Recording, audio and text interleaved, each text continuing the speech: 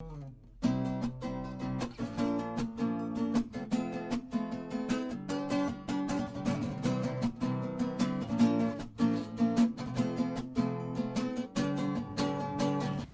everyone.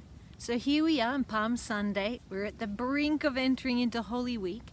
And so what's happening today on Palm Sunday? So this is the day when Jesus entered into Jerusalem on the donkey. He had been making this journey all along to enter into Jerusalem. And we knew in this time of Jesus that if someone wanted to enter into the city and make a bit of a fuss, they would enter on a horse or with a big group of people or in some way to really make a fuss. But Jesus entering on a donkey is sending another message. He's sending a message that he's entering into Jerusalem as with a message of peace. And so what is this time of Palm Sunday? What does it mean? It means that Jesus was really accepting this call to possibly suffer, this call to vulnerability, a call to possibly experience a lot of loneliness. And we know what happens in Holy Week. We know that Jesus would be condemned and accused by those he belonged to. We know that he would be anointed by costly oil by a woman who would anoint his head and his feet.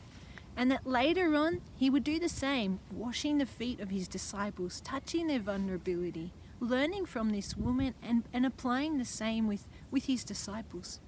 We know that he would be condemned, that he would be betrayed rather, and also abandoned by those closest to him, that he would experience abandon on the cross as he did in the garden.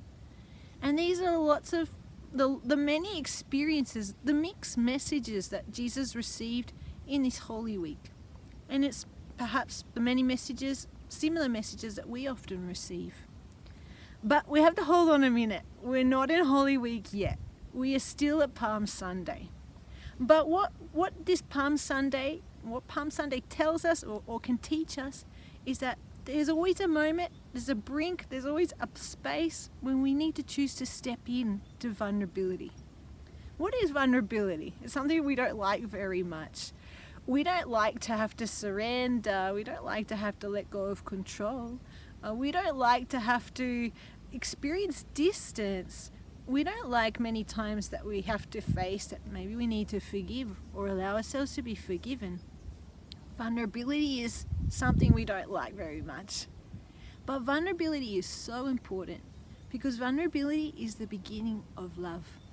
Vulnerability is the possibility of new beginnings. It's the possibility that new things can arise.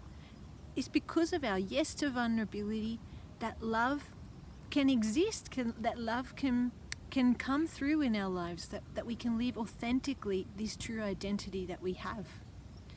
And this requires of us the need to surrender. There's the need to surrender, there's the need to trust, and the need to believe that nothing can take us from the hands of love in our vulnerability.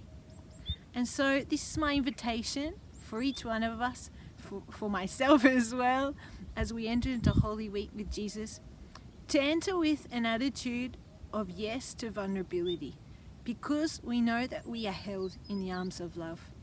And we ask you, Jesus, to help us to know how to accompany you in others, to accompany your vulnerability in others, just as we ask you to help us to know how to let you accompany us in our own vulnerability, in our own yes to love. Because in the end, death doesn't have the final word, but rather it's life and it's love. So help us, Jesus, to give our yes to vulnerability, to give our yes authentically in love. See you, everyone.